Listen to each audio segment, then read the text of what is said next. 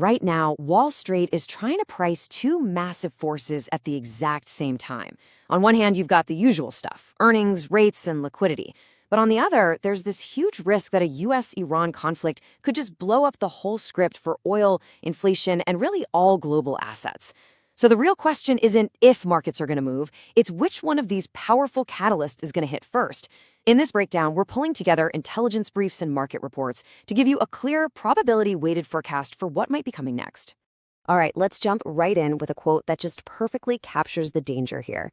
An RN intelligence brief points out that even though recent strikes have weakened Iran's traditional military, it's actually made them more unpredictable and, in a way, more dangerous. And that paradox right there is what makes this whole situation so tricky for the markets. It sets up a scenario for tactical retaliation, not some nice, neat strategic de-escalation. So, here's our game plan. First, we're going to hit the executive view, the bottom line, right up front. Then we'll walk through a market forecast on a timeline. After that, we'll actually put some numbers on the geopolitical risks, look at the why behind those numbers, and then we'll finish up with an actionable investor playbook so you know exactly what signals to watch for. All right, let's get straight to it with the executive view. This is the synthesis of everything we've looked at, no fluff. So when you boil all the reports down, the base case looks like a two-sided coin. For the markets, the expectation is for an initial fear-driven drawdown of about 5 to 10%. Now, we're not talking a full-blown crash, but it's a serious risk-off moment for sure. For the conflict itself, the base case is not all-out war. It's more of a contained proxy war, think air power and regional allies, that'll likely last 4 to 6 weeks. The key thing to remember here is that any market recovery completely depends on the conflict staying inside those limited boundaries. Okay, so what are the risks to that main scenario? The bull case, the good news, is pretty simple. Quick, successful diplomacy gets a ceasefire in just a few days. The market takes a huge sigh of relief, the dip is pretty small, and we all go back to talking about company earnings. The bear case, though, that's where things get scary. It's all about a massive energy shock. If this conflict spirals, especially around the Strait of Hormuz, oil prices could go through the roof, kick off an inflation crisis, and potentially send the market down 20% or even more. Okay, so let's put this on a timeline. How does this whole forecast play out over the next few weeks and months? For the next week or two, it's pretty clear-cut. The outlook is bearish. We have high confidence in that. It's all about that initial shock and pure raw fear. But then you look out 1 to 3 months and, well, our confidence drops way down. We're calling it neutral, but with low confidence. Why? Because literally everything hinges on how long this conflict actually lasts. And looking out past 6 months, it's pure speculation. The entire long-term path for the market depends on one thing, whether we get a temporary oil spike that fades away or a sustained energy shock that forces the Fed's hand and changes the entire economic picture. And this really gets to the heart of why the medium term is so foggy. We have smart people looking at the same facts and coming to totally different conclusions. On one side, you have analysis from Alliance that suggests the U.S. has big incentives, like the midterm elections, to wrap this up quickly. But then a report from CENTCOM suggests this could easily drag on all the way through September. And that disagreement, right there, is the single biggest variable hanging over the market. Okay, so since the market's path totally depends on the conflict's path, let's dig into the geopolitical side of things. Let's put some numbers on these risks. So what we've done is pull together a bunch of different sources, intelligence reports, even some Bayesian analysis, to pin down some probabilities. The highest probability, somewhere between 55 and 72%, is for a limited exchange. You know, that's our base case. The risk of a sustained conflict that lasts more than 3 months is pretty significant. We're pegging it between 21 and 35%.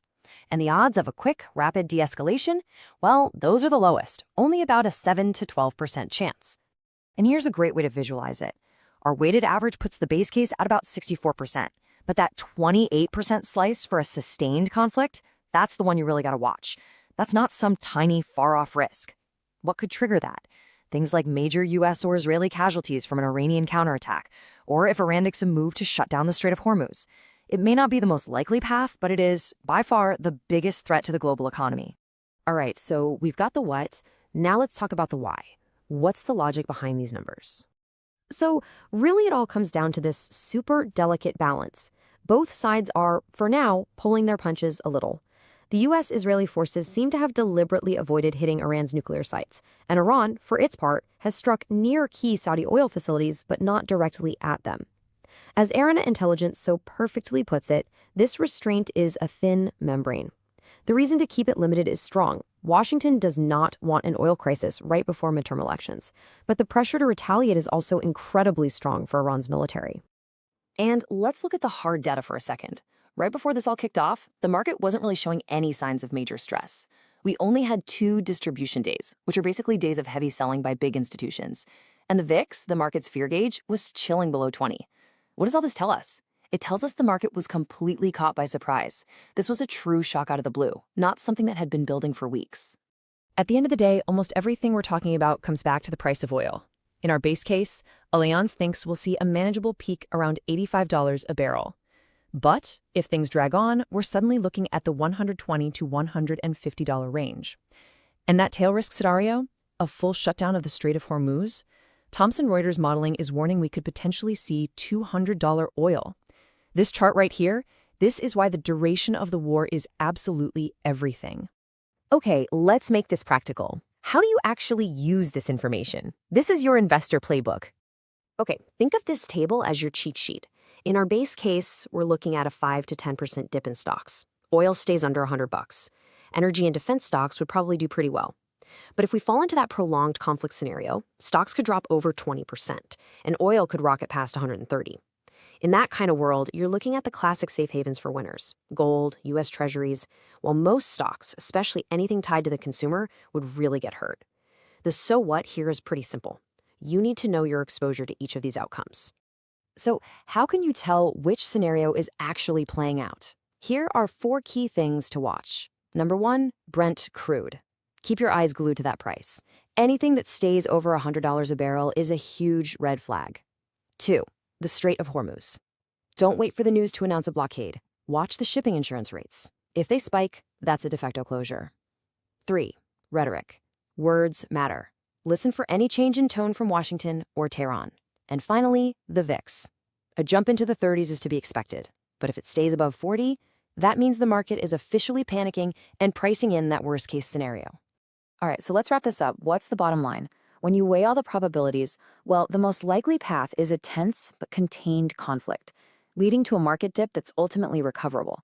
The second most likely outcome, though, is a prolonged fight that creates a very real risk of recession, a risk that the market was definitely not pricing in beforehand. And the main tail risk, the thing that could change everything, is still a full-scale war started by the closure of the Strait of Hormuz. And really, that brings us to the final, critical question for you. The initial shock is already here. We know that. But the real challenge isn't about figuring out the next few days.